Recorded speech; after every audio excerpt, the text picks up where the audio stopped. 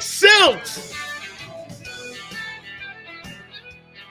I have a recommendation for Howie Roseman, general manager of the Eagles. Whoever that security dude was at Citizens Bank last night that put the Chuck Bednarik hit on that dude in the outfield, I want to sign his ass. I want that dude on the Eagles tonight. That was one of the greatest open field hits since Bednarik knocked out Frank Gifford. Go get him. Holy cow, man. Security card clothesline. I must have played that thing 10 times, man, watching that guy give that guy a high tackle. I'm like, you got it, man. That's how you have crowd control. Take that MFer out, man. How you doing, man? Whoa. You see the Philly guys fall back on their asses after the guy knocked that guy out, man, and clotheslined him. One of the greatest clotheslines of all time, like I said, since Concrete.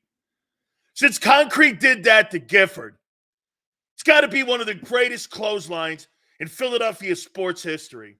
It was absolutely awesome, man. I mean, the bullpen dudes were coming onto the field to celebrate with the win last night, right? And that guy gets just decapitated. He got leveled last night. That was just hilarious. Hilarious, man. Seriously, I thought Bednarik came out from the grave. And I'm like, look at Concrete. You start calling that guy, hey, that security dude at Citizens Bank, what you do is you start calling him Concrete 2. Concrete 2. I mean, that thing was absolutely awesome. Hey, you know what, man? I'm going to start my show, and most of you are probably going to go like this. Okay, here's Sills complaining again. He's going to start, and he's going to open up complaining. And I am going to open up complaining, okay? So let me get this right. Roger Goodell's contract runs through 2027 now, and he has a fully pensioned and fully with all benefits, and he's the highest paid non-NFL owner in the league today, making $68 million a year.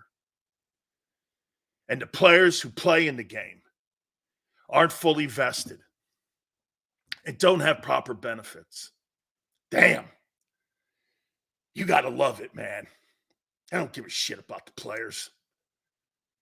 They don't give a shit about that. Most of the players, once they get out, they can't afford health care, proper benefits. They're disabled, many of them. They don't care. But they'll give that sword swallower pension, full benefits. You know why? Because he dies on the vine for him. You got to love it. Don't ever tell me about player safety. Anybody who ever brings it up is just a mouthpiece for the league. You are a mouthpiece. Give a shit about the health of the players.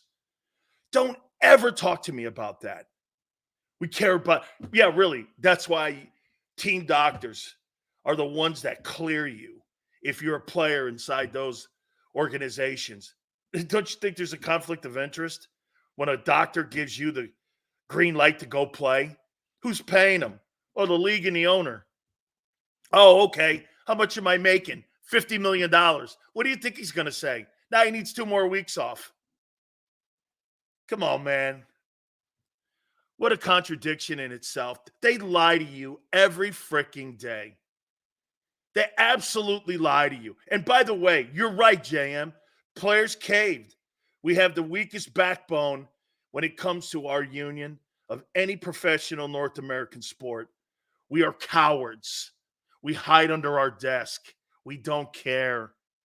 The owners beat us up every day. We've never won a strike. We've never won anything in a CBA conversation. We are weak. The NFL Players Association, which is the number. Did you see what you guys did, the Eagles and the Jets game? 26 million people watched Eagles and Jets on Sunday.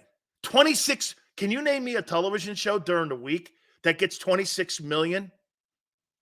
Name me one non-sport television show that gets 26 million viewers for 4 hours. Give me one. And yet you treat the actors in that TV show like shit. And the sword swallower gets full benefits. Roger Goodell. Dude, unbelievable. Unbelievable. How you look at that. There's no question. You guys are dead on. Our union, we are cowards. And I'm an NFL Players Association member. I got a card. I got a union card. I'm an NFLPA member. And it's the worst union on the planet. Worst. We're going to get into our topics. We're also going to take a look at the Dolphins here in a second.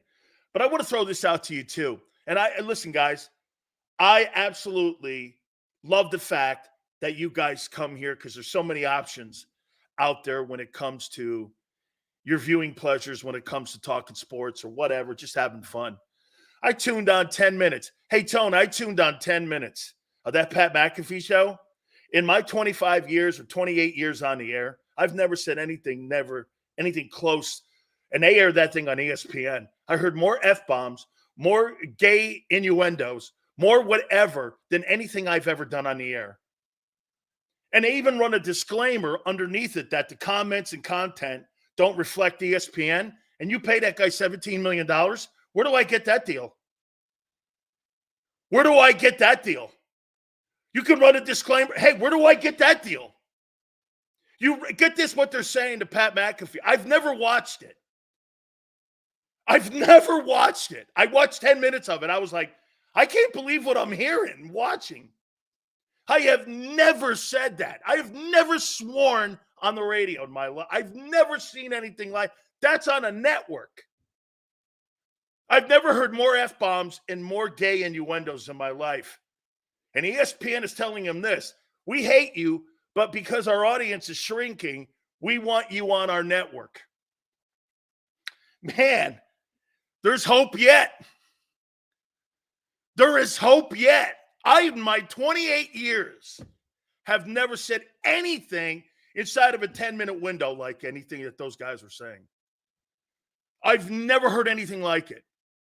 And you're trying to tell me, and you're holding my feet to the fire for something I said 12 years ago, 13 years ago, and I turned 10 minutes on?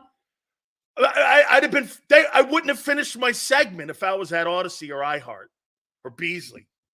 Crazy, man. Hey, I guess it's just who you like and who you don't. I just don't get it. I'm like, I'd never watched that show before. I've never seen it. And they're dropping gay innuendos and F-bombs and shit bombs. And I'm like, man, okay, I guess. Way to go, Pat McAfee. I'm not mad at the player. I'm mad at the game. I'm not mad at Pat. Way to go, dude. Completely take advantage of it. Chip, he's not on the internet. He's on ESPN Network. They air his show on their network. That's not the internet. Okay? The last hour of the show is. The first 2 hours are on the air. After first take. Hey, way to go, Pat McAfee. I love it, man. Just shows you. Hey, it's, I guess, because of your audience. He is on, I get it, I know that, but he's on ESPN Network. Disney. And he's dropping F-bombs and talking gay stuff. Okay, yeah. Chip, I never watched it either. All right, let me get into this here. Okay. Tone has worn me down. You guys have worn me down to where I have to admit this. Okay? You have worn me down. You have worn me down. Oh, I'm going to explain.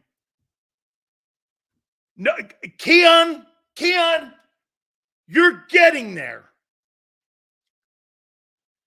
You're getting there, Keon.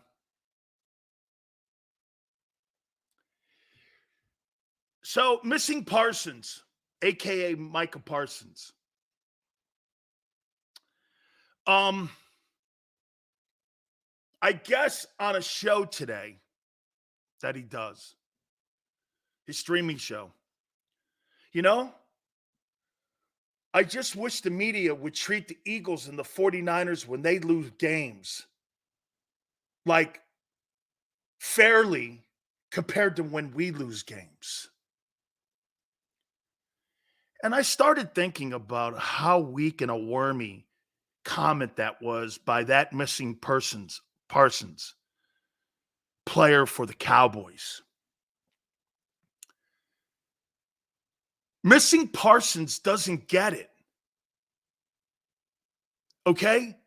The Dallas Cowboys, there's more yeast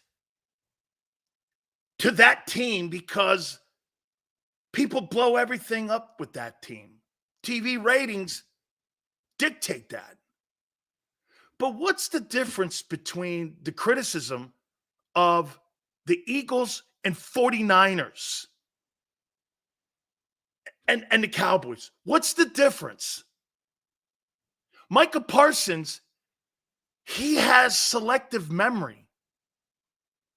When I came out, watch this. Going into the Jets game, going into the Browns game, coming out of the Jets game, and coming out of the Browns game, did I have a different opinion of the 49ers and Eagles? No. No. Getting mauled and murdered by the Cardinals and getting annihilated by the Niners. Did I come out of that game and those games thinking something completely different about the Cowboys? You bet your ass. The Eagles and the 49ers don't get killed in games. They lose games. You know why? They're constantly competitive.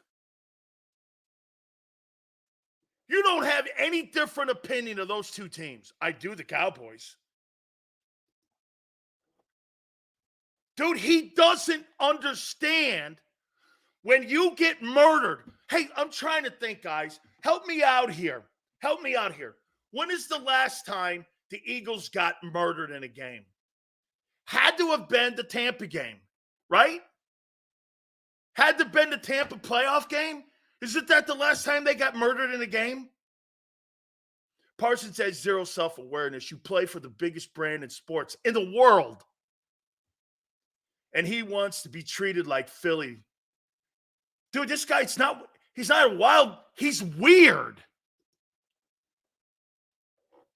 He's weird. You know what? He's a guy who really believes he's Lawrence Taylor. Dude, there's one thing to believe that you're one of the best players in the NFL, and I subscribe to that. But when you don't have self-awareness, this is why you have pitfalls in your season, because you've got a ton of players who think like that. Can I tell you something that makes me think that Jerry Jones has even had enough of it? You know what Jerry Jones said on his radio show this morning? Jerry Jones goes like this. It was undisciplined and it was a sloppy win. We had too many penalties as usual, and it really was kind of chaotic. I couldn't believe it. The owner of the Cowboys actually told you what the truth was about a Cowboy win. I'm not sure I've ever heard him say that. To me, that's code. That's code for Jerry to tell his players to shut the fuck up. Get out there and play. I've never heard Jerry Jones, after a win, I've never heard him say that. We didn't play well. It was sloppy. Have you ever heard Jerry Jones criticize? Shit, Jones was saying shit about we had a bad night or something like that about the Niners. He was talking about, hey, wasn't a I mean, like, hey, right?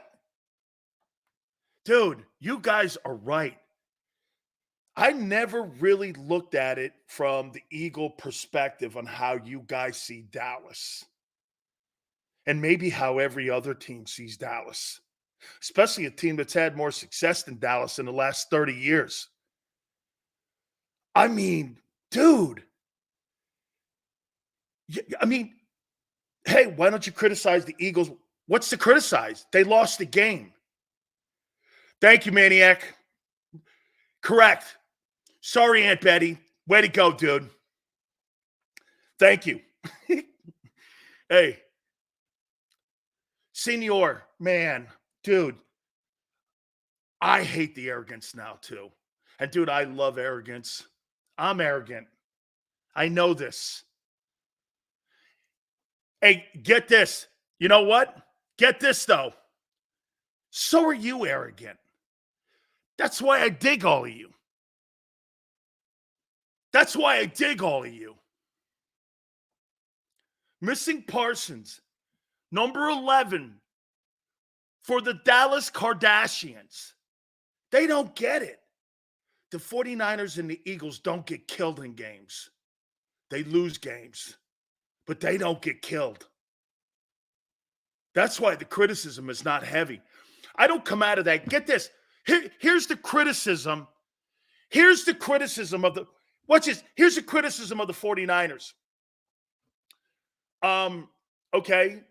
Purdy's got to do better, and Purdy showed me a little bit. Can you really move that team without all the superstars in the offensive huddle? I don't know. You still lost by a field goal, and you still did drive them down there to give them a chance to win the game. Look at the Jets and Eagle game. Okay, the coaching was sporadic. There was a ton of turnovers, and you went like this. The coaching's got to be better. There was nothing to do with effort.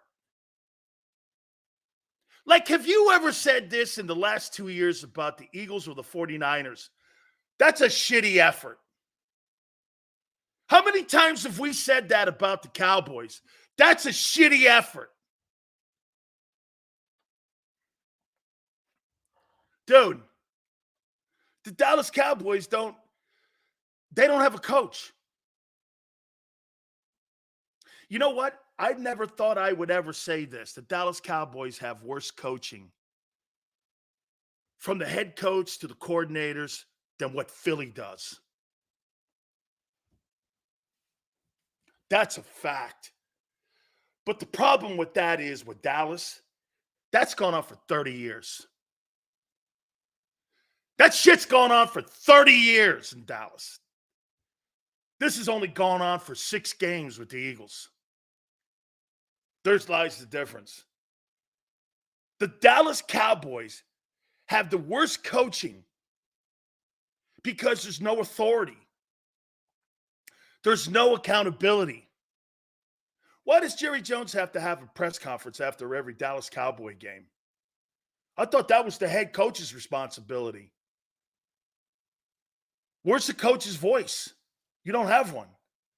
That's why you live in the land of delusion. The Cowboys don't play out of Dallas. They play out of the island of delusion. Delusion Island. It's delusional island. I mean, it's aggravating because they are good, but they'll never, get this, that team will never reach their potential with the way that they're operated and run and coached. Okay? They will never reach their potential. Never reach their potential. Ever. As long as Jerry Jones owns that team. You know my relationship with the Joneses. Okay? You know it. Apologize a little bit about the connection here. It's coming back a little bit. It'll straighten itself out. You know this. I'm in a communist state, so we have to worry a little bit about that. But thank you. I don't get it. Yo, Sills, is Julio going to play Sunday? I don't know. Hey, and before I get into the Dolphins and Eagles, I do want to ask you this. You've had 24 hours to process the Julio Jones sign. Have you had a different opinion of it? Does it give you a different perspective? I was just talking to Tone prior to coming on the air. And I'll say this to you. To me, it's not really just you signed a player that his name was really good in 2018, 2017. You didn't sign Julio Jones of 2017. You signed some old guy. And my problem is not really the fact that it's Julio Jones. It's just the fact that you have a roster spot where other needs on your team. Why did you sign him? Because he took Quez's spot? Jesus, man. I'm okay with the kid from Atlanta. You need safeties and linebackers and some depth in your corners, and you need stuff like that. Signing Julio Jones, you know what it is? It's window dressing. That's a window dressing sign. I mean, you really think that he's going to help your red zone? Shit, you got one of the most prolific and you have one of the most physical wide receivers in the game. And you sign a guy who's been broken down for 5 years. And how does that help you? You know what it looks good on? It just looks good on a lineup card. I mean, why? What's the point? What? Because it looks, you sign Julio Jones, but you're not signing Julio Jones. You didn't sign Julio Jones. Julio Jones has been done for 5-6 years now. You didn't sign Julio Jones. If the Eagles win, you wear a Hooters shirt Monday. You don't know who I'm picking. I said with the point spread, I'm taking the Dolphins in the 3. I'll tell you who I think wins outright. Okay? I mean, dude. You kidding me? Julio Jones? You didn't sign Julio. You guys really think you signed Julio Jones? You signed Mrs. Jones. You signed Mrs. Jones. You signed Julio Jones. Julio Jones has not been in the league for 5-6 years. Hey, you see we got Julio. No, you didn't. You didn't really sign Julio Jones, and you know that. Remember when Gannon asked Howie for help? Could it be that Brian Johnson is so lost he feels he needs more players? Just the same. Why him, though? Why not Hunter Renfrow? Why not the guy that you, Jarvis Landry? Why not something like that? Too expensive? I don't know. Julio wants to try to get a ring? Okay, I guess. Right? I don't know.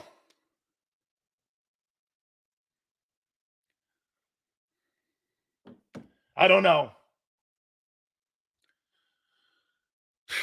So what? It's again. How did anyone explain who made the sign? It's a Howie call, right? Okay. 0 assets. Mara doesn't get it. It's the roster spot. It's the roster spot, Mara. It's not that it's nothing.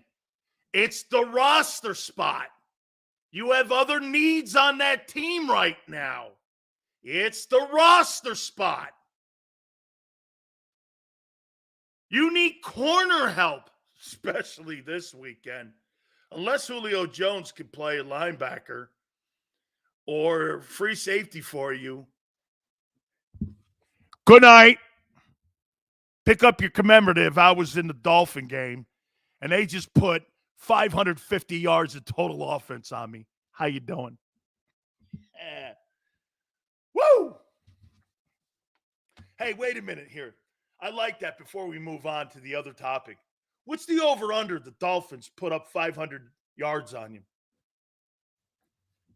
What's the over-under? Would you take the over or under that they put up 500 yards of total offense? What's the over-under on that? Over? Hey! Woo! Sills, you got to hit that napkin with them. You got to hit that microphone with a napkin. That dust is no good. Oh, man. Yeah, I know. I see it. I got you. Oh, man. 550, 538, 540, 510. Woo! This thing's going to look like a 4x100. By the way, the Kelly Greens, you want to see some old school Jerome Brown pictures? I posted them on my Twitter page. Some private photos and also some photos that the Tampa Tribune gave me of Jerome and the Kelly Greens. My friend Tim Jenkins, who was Jerome's best friend from Brooksville, had a private picture of Jerome on the field, and he took it. It's him and the Kelly Greens. I can't wait to see that thing, man. Are they wearing the silver pants with it? Are they going to wear the silver pants? Good one, Sills. Mrs. Jones, eat crow come Sunday. Mrs. Jones with a jump ball. Or balls. I don't know. Yes, sir. Are they going to wear the yellow? Are they going to wear the silver pants? Or the white pants with those Kelly Greens Sunday? Does anyone know? Tua versus Jalen Hurts. Oh, I forgot to tell you. So Marcus Spears, who covers the NFL, said he would much rather have Tua Tagovailoa than Jalen Hurts as his starting quarterback. Oh, man. Marcus Spears, who covers the league for ESPN, was asked the question, who would you want as your quarterback, Tagovailoa? Or would you rather have Jalen Hurts? And he said, I'd rather have Tua. Oh, wow. Last year, this guy was looking for his chiclets on the football field because this guy was wobbling around like a weeble. Your guy last year was in the running for the MVP, and now you got people in the NFL, an analyst in the NFL saying, just in 1 year, I don't know, man. Jalen just doesn't look the same. Leads us to our topic. Oh, by the way, I want to show you something because I like to do this comparison. I put my top 10 list out for quarterbacks, and I do it every single Tuesday. CBS comes out with theirs, and I like to compare to see what the national media and guys in our area and what we're doing, if they think the same thing as us. So before I get back into the ass of your coaches, this is what the CBS guys think. And I'll go from 10 up. They got CJ Stroud 10. I have CJ Stroud 6. I have Dak 10. They got Kirk Cousins 9. I've got Trevor Lawrence 9. I don't know what you're looking at with Kirk Cousins. He's got great numbers. This is what Tone was talking. You can have great numbers and have a shitty team. Second-ranked offense in the NFL.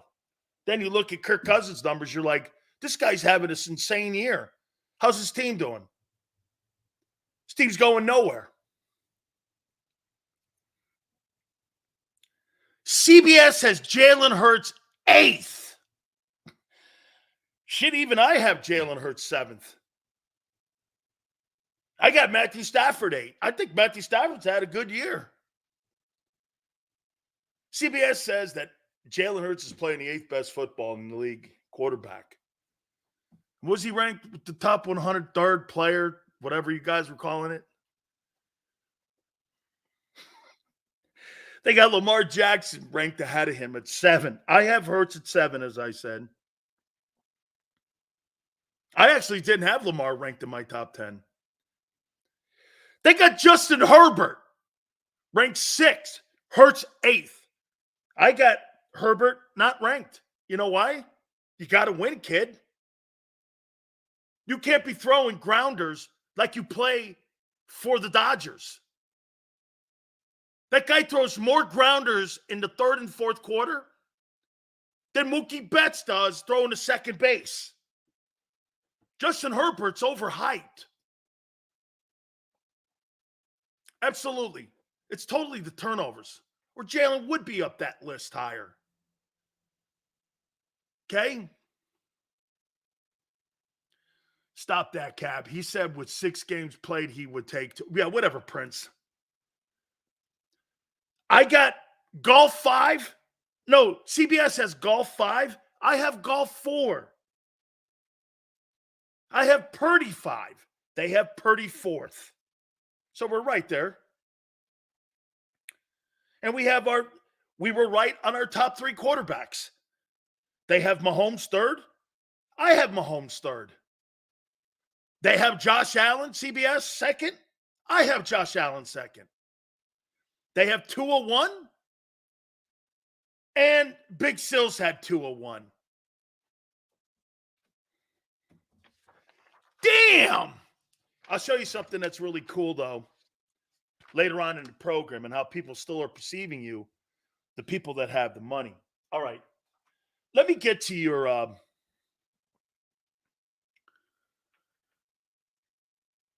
let me get to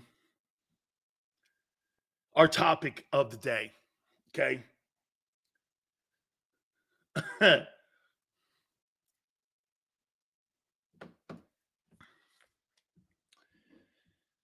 Will the Eagles coaching staff get better by the end of the year? Yes or no? And are you more worried about the team getting better or the coaches getting better? Do you think that the Philadelphia Eagle coaching staff will get better by the end of the year? Because I do not. They're not going to get better. How? That's a philosophy. So you think a coordinator is just going to change the way he approaches a game?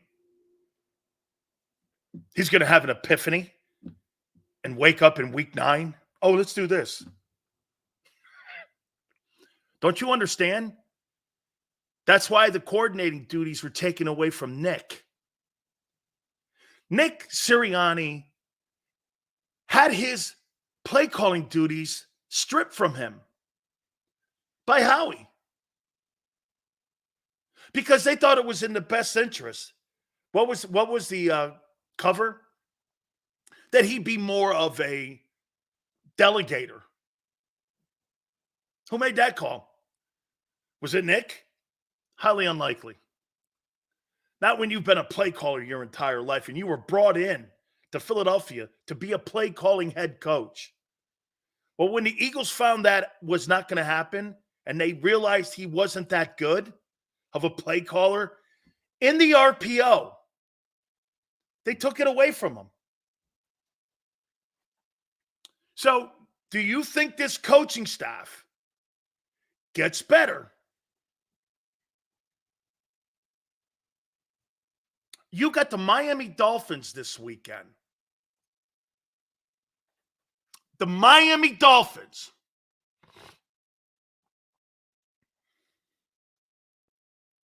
Do you honestly believe that he out-coordinates Brian Johnson, Vic Fangio?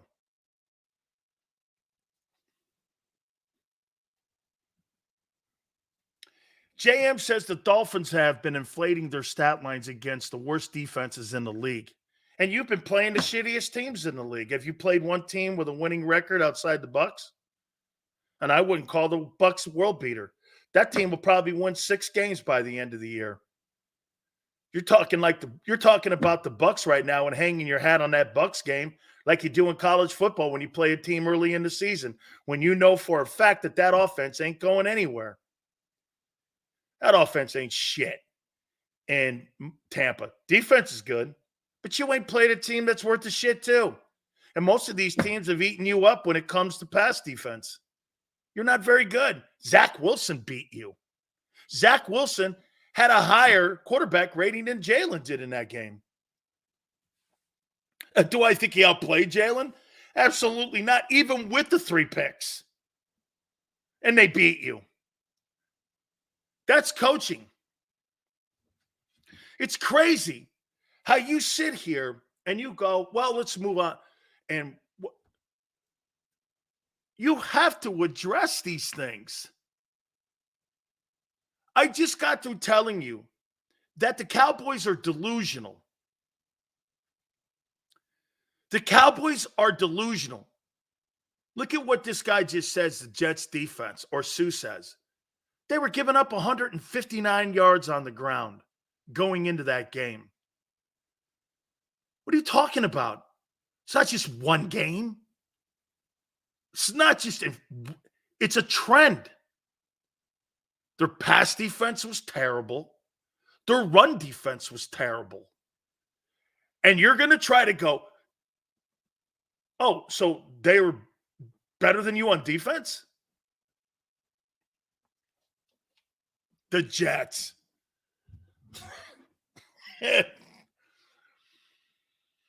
Can you explain the Eagles are 2 to 2.5 favorites in most books? I was hoping to get them to 3.5. Vet, I'd take that number now if you're going to bet the Dolphins, because I think by the time kickoff comes, I think that number will be even lower.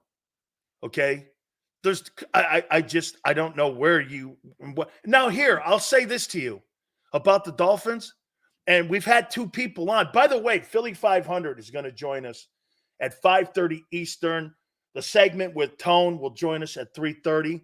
So that's how the day schedules out here. I will say this to you. This is a tell me game about the Miami Dolphins. Let's do this here with the Dolphins. This is a tell me game about the Dolphins, because I will give it to you. When you take a look at some of the opponents that they've played, you've got to really look at it like this. The only team that they really had to get into a game with that was really well coached and there's a lot of talent was Buffalo, and they lost. Okay? So there's some of a point to that, and you're right. There is a point to that. I would say this going into this Dolphin game. The Eagles have to be more balanced as a team. I don't want to hear delusional Brian Johnson telling me at a press conference he's happy with the 45 passes and being shut out in the second half of a football game, and he's happy with the way. Look at how he talks. He talks like an inexperienced, one-dimensional, one target. You know, I'm even becoming more of this on Johnson. It's not that Jalen Hurts is a one-read quarterback. It's your coordinator's a one-read coordinator. It's more important to him to have the quality targets for one guy, and the rest of those guys, fool's gold targets. They're not really big targets. How many times did you see Goddard all year long in double coverage when they were throwing him the ball? Why do you think you're getting tips? More so this year, and crazy turnovers this year, because you're throwing more to those other guys. Why do those other guys have to play in traffic when AJ's wide open? They're scheming to get AJ wide open. They're scheming to get him open. They're using those other guys, as we said yesterday, as a decoy. I mean, there's no question. He's a one-dimensional, get this. The numbers this year compared to last year, if you looked at them without watching the game. Yeah, you know what somebody says this to me? Sileo doesn't watch the game. No, what you're doing is actually you're watching the numbers. because you see basically the same points and you see the same amount of yardage and go, we're just as good as a year ago, when you know you're not. When you know you're not. Then explain this to me. Last year, you were boat racing teams early in the year. How come this year every team is in games with you with far lesser talent and the worst offense in the NFL beat you? How's that possible? The worst offense in pro football beat you last Sunday. How's that possible?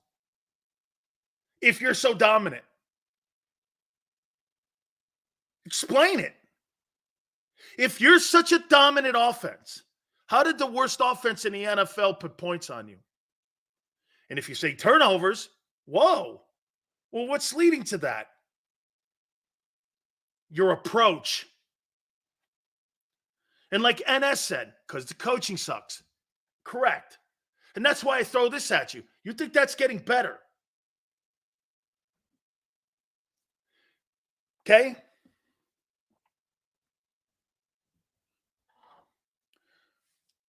You know, I saw a comment in here. Someone said poor execution. Poor execution? Your guys are not open. Your other players on your football team are not open like they were a year ago. You know, if Dallas Goedert doesn't get hurt, he's probably a third guy in that collection of receivers and pass catchers that would have had 1,000 yards. Hey, Tone, am I right when I say that? That if Goddard didn't get hurt, he'd be right around 1,000 yards, 950, 75 catches, something like that for a tight end.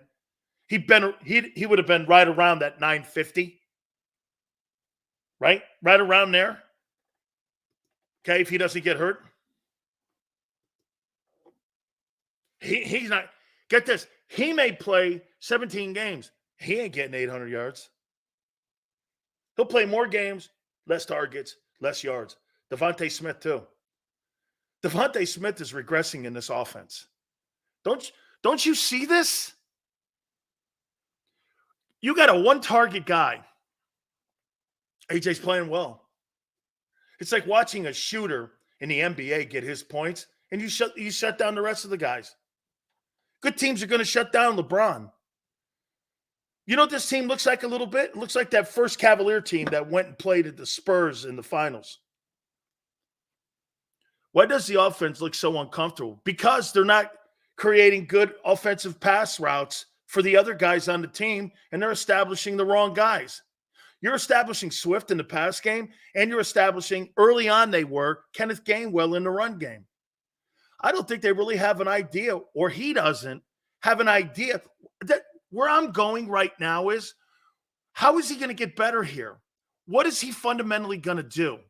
Or is Jalen going to step up and show some leadership and say, this is not working, like Brady did on the sidelines with Bruce Arians, and said this to him: we can't have the no risk it, no biscuit. We've got to go back to check down. This comes down to leadership with Hurts, too. He's got to say something. You know what's the indicator he doesn't say anything? He knew better not to throw that pass. He knew better. I believe it in my heart. He knew better not to throw that pass. Anybody sitting in the stands, at home, at Geno's, anywhere, would have said this: minute 34, we're up in the game. The worst offense in pro football has to go 45 yards to kick a field goal. We punt the ball. There's not a chance in hell, especially the way Hassan Reddick was playing. That guy's going to put them in a field goal position to win. No way. No way. I think there's got to be better communication. If there's a time to say something, this would be the time, Jalen. Last week, can I say this to you on Jalen's side of this? I think last week against the Jets may actually elevate Jalen Hurts' leadership role even more. Because there's one thing, and again, tone everyone, I'm gonna say it one more time to you. I'm not throwing any shade at Mark Farzetta or anybody who's Jalen Hurts wasn't rattled. He's confused about his own team, not about the opponent. You think Jalen Hurts was nervous about the Jets, who had been steamrolled all year long on defense? You really think that?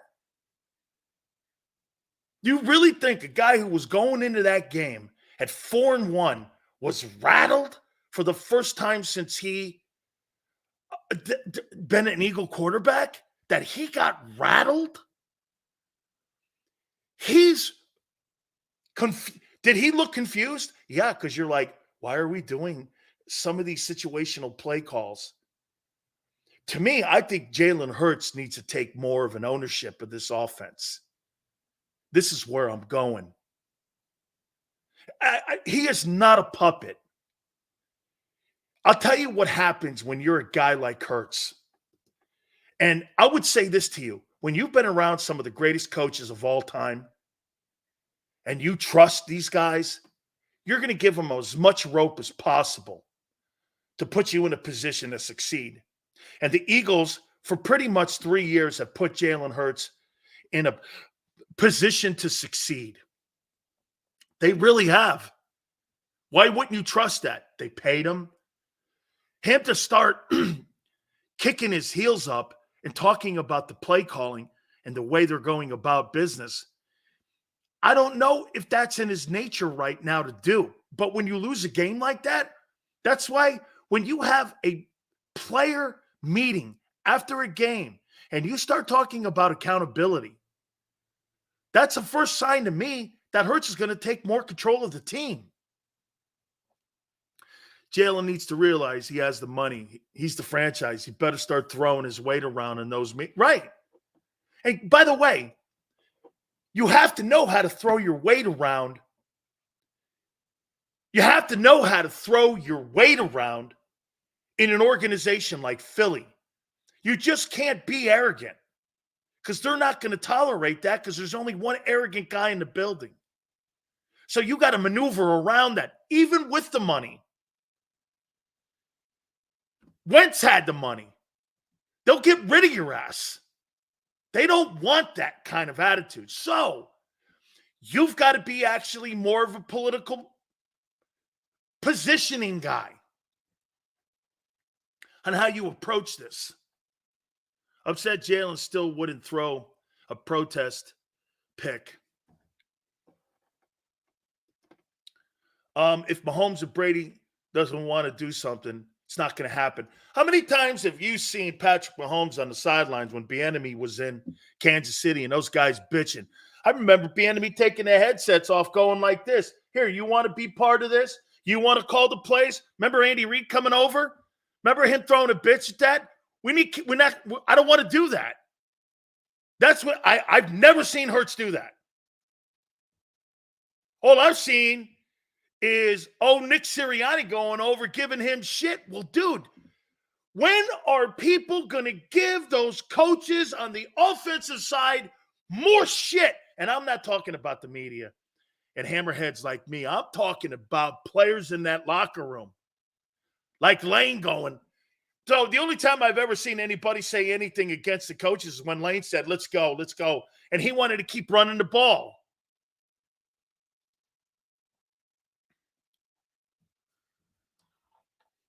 Okay?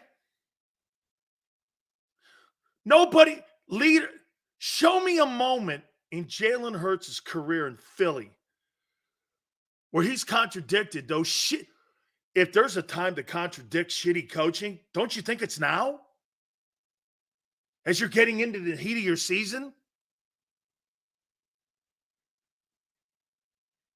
Or are we making that up too? Funny. When I watch Mahomes and Brady and Manning, and I watch players like that, I see them contradicting coaches all the time on the sidelines.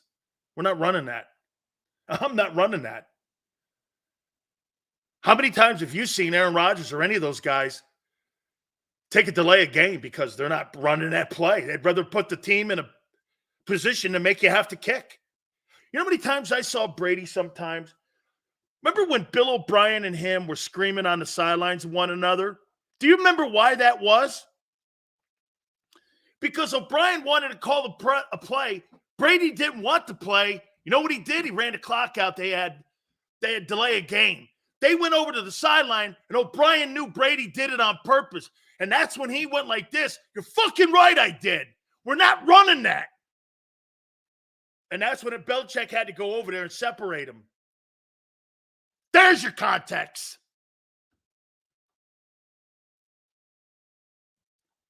And by the way, Jalen Hurts in his third year, hey, what are you talking about? He makes $50 million a year. What are you saying? Well, he's only in his third year. He's the fourth highest paid quarterback in the league for a reason.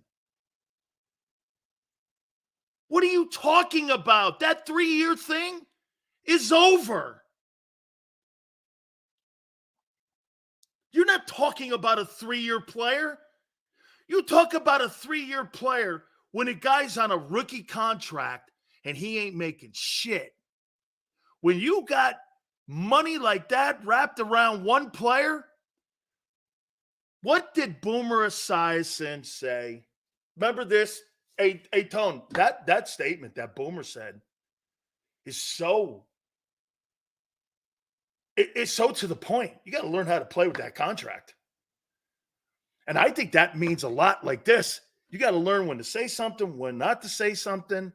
You got to learn to be a leader. You got to learn when to do things.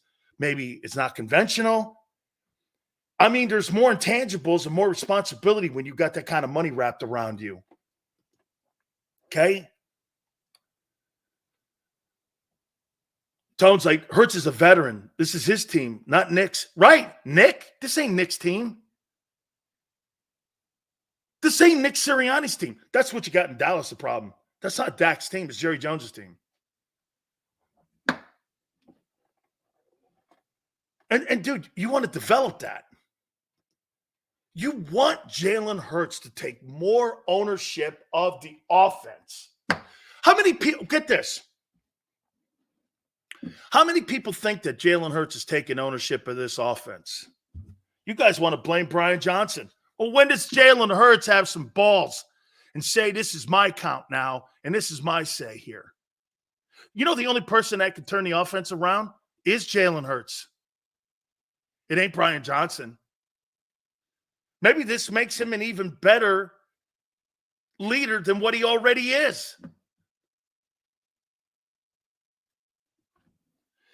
Someone goes, do we really want that? Well, yeah, I do. Yeah. He isn't the coach.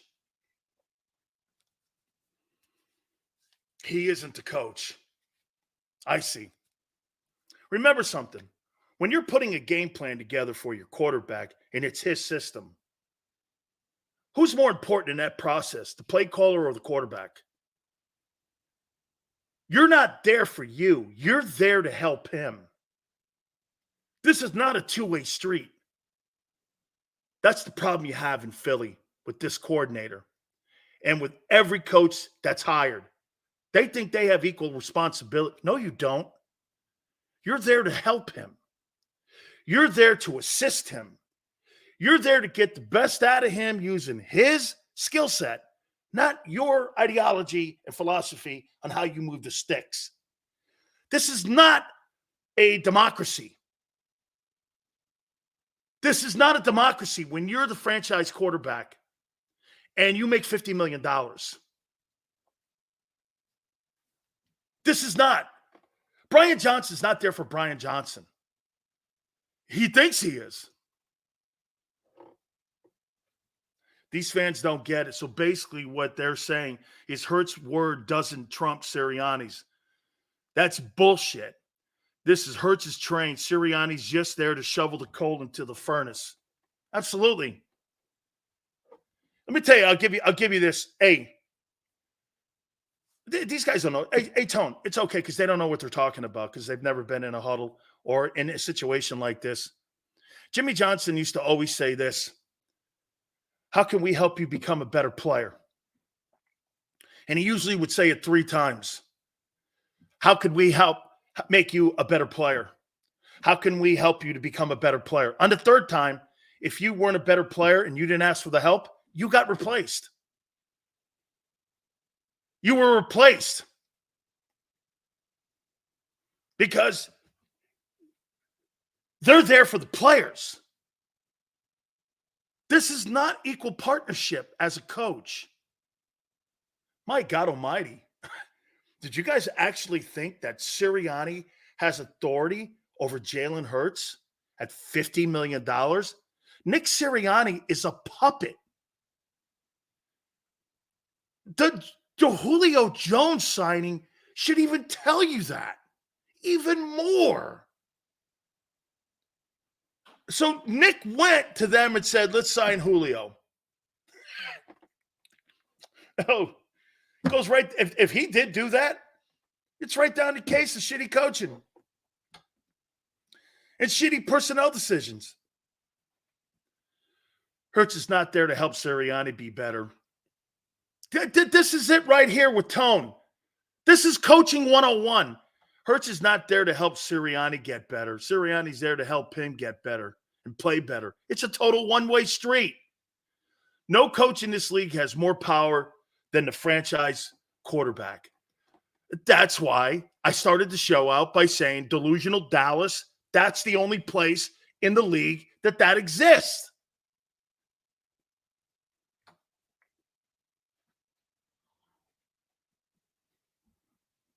Bottom line, there's only one person that can make your offense better. Firstly, Jalen will never throw someone off the bus. Jets game was a wake-up call. We will riot in the streets if the mediocrity continues. 88, there's only one guy, and it's not your coaching staff, that's going to turn this thing where you put that offense back into a Super Bowl contender. By the way, you know what? Most idiotic fans will look at the numbers like Tone and I were talking prior and go, well, they're doing almost the same thing they did a year ago. Minus turnovers, though. Turnovers get you beat. Not being second in the NFL? What would you rather be? Have the least amount of turnovers in the NFL? Or would you rather have the second-ranked offense? Who's going to win more games?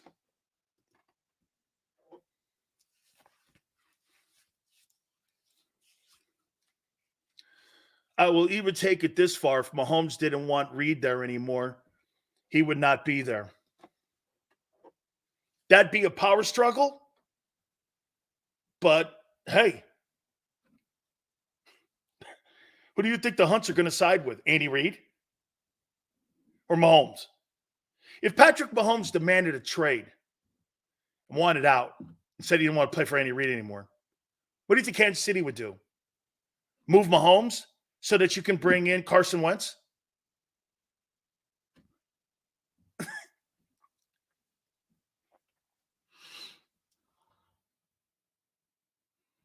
By the way, we're not just talking about the Jets game. Oh, I know. Love this comment. Well, it's early in the season. Well, this week it'll be week 7. We're almost to the halfway point of the year. And still early.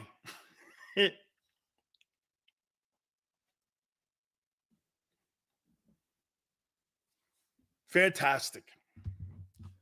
Your quarterback is the only person that, hey, how about this? Your quarterback is the only person, do you agree or disagree, that can turn this around? Yes or no? And what does that entail? Do you actually believe that your coaches are going to get better?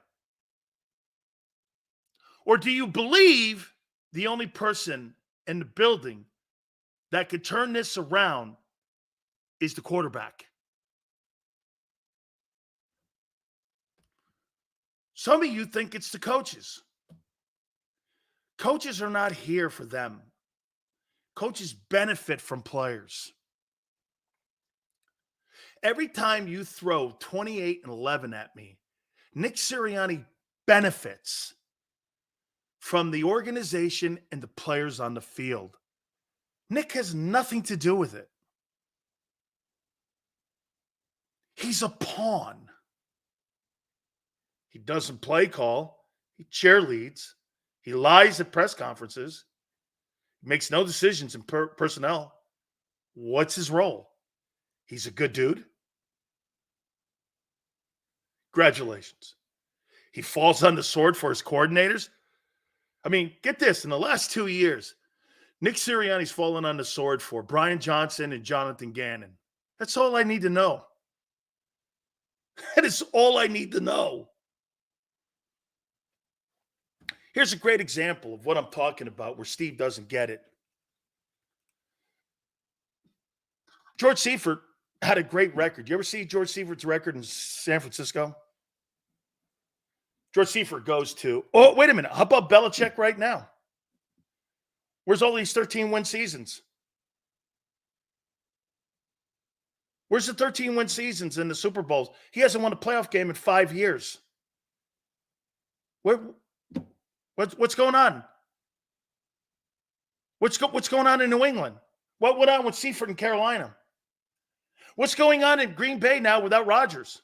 What's going on? What happened? Did those guys benefit from having a franchise quarterback around him or no? Because if you're telling me that those coaches are super important to the team, why when those quarterbacks leave, your team sucks? Because you're a pawn.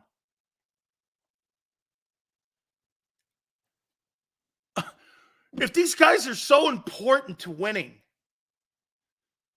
how come every time a quarterback leaves? That guy up there in Green Bay, how many years in a row did he have 13 wins? 3? Aaron Rodgers leaves. That team in Green Bay looks terrible.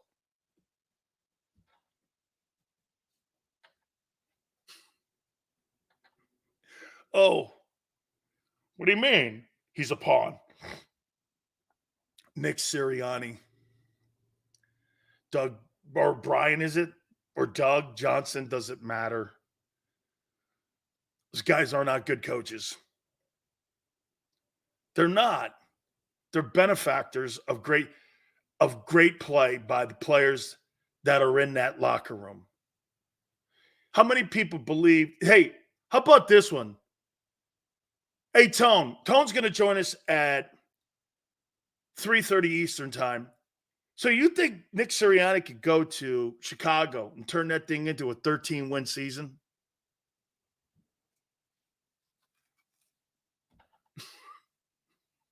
You think Nick Sirianni could take over Chicago and they win 13 games? Do you really?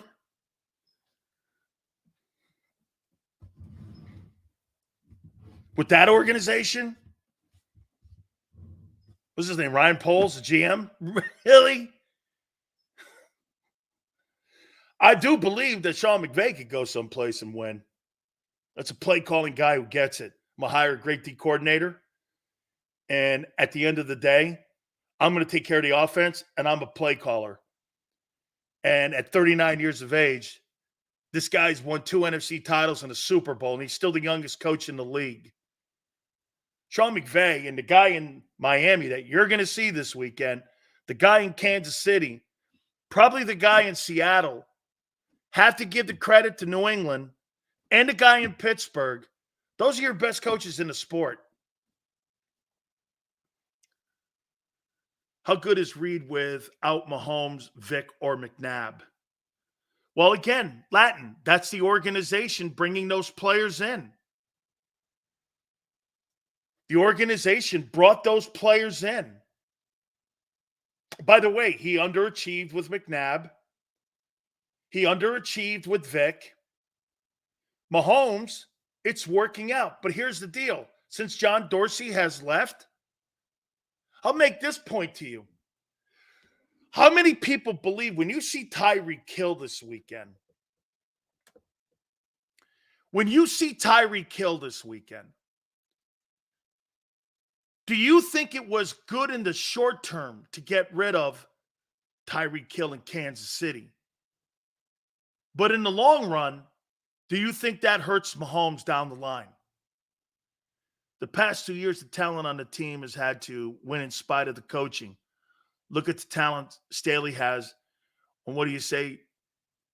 And why do we say he has to go? Yeah, because they're not living up to the talent. I'll make that point to you about Tyreek Hill. Okay? Sills, what do you think about Jerry Rice playing at a very high level until he was 41? If you're trying to tie that into Julio Jones, you might want that one back. In the short term, the Chiefs decided to stay with Travis Kelce. And in the long run, the offense doesn't look the same. Hey, do you think the offense at Kansas City looks the same with lesser talent?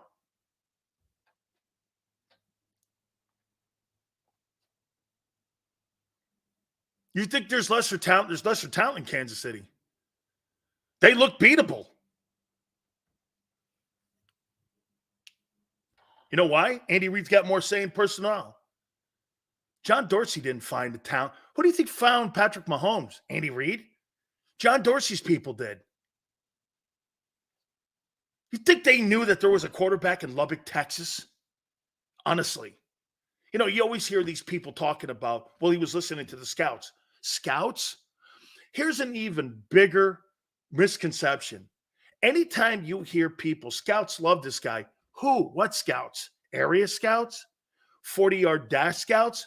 Or head of personnel or general managers? Those are the decision makers, not some stupid ass area scout who walks into a place, watches 10 minutes of film, runs a guy in a 40, and it goes like this. The guy looks like a great athlete. He's got some nice tape. You might want to take a look at him. Anytime I hear people go, well, scouts like this guy. What scouts? Area scouts? Are you talking about a head of pro personnel? Or are you talking about the head of college personnel? Are you talking about the general managers? Don't be snowed by that dumbass media made up stuff. That's made up. You know how many area scouts the Eagles have? Probably 40.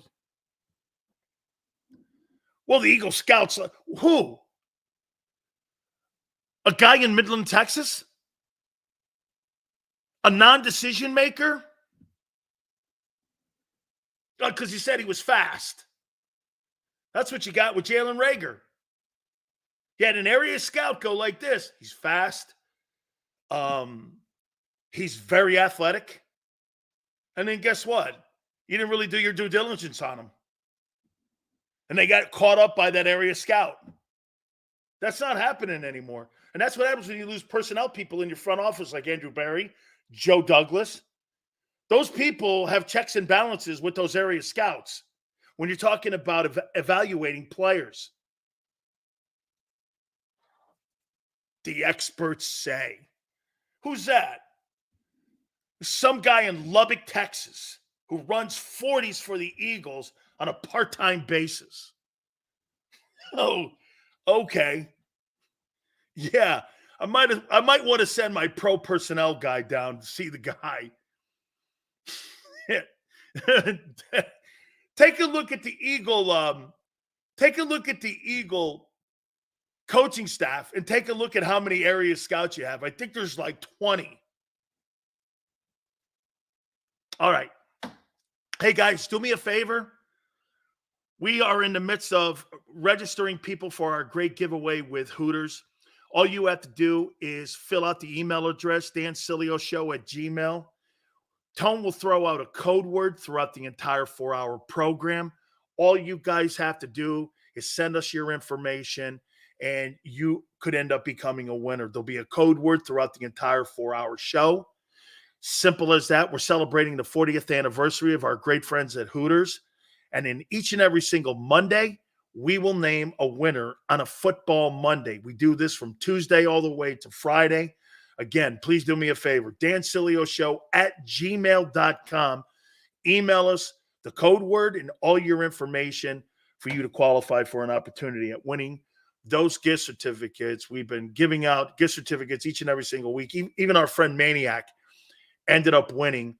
And last week's winners, Daniel and Darian, all were winners, and maybe that could be you this coming football Monday. Don't forget also, it's the 40th anniversary of our great friends at Hooters, all the way from Rhode Island down to King of Prussia, all the 7 great locations. There's so many great specials and events going on at every one of the locations. Go to northeasthooters.com to find that location nearest you, all in the Jersey area, Rhode Island, King of Prussia. Hey, if you don't want to go to any one of the places, use the app, HootersToGo.com. Tuesday, buy 10 wings, get 10 free. That's right, man. How about Wing Wednesdays, right? 1983. That's the price, but it's also the year that Hooters was founded with Ed Drosky and Bob Passwater and Denise Williams. It's been around, and they celebrated on a party the other day. That's what Gary was telling me, head of operations for the Northeast Hooters, that they had their 40th anniversary party, and it was just off the chain. NortheastHooters.com. That's NortheastHooters.com. And when you go into any one of the locations, do me a favor, tell them Big Sil sent you.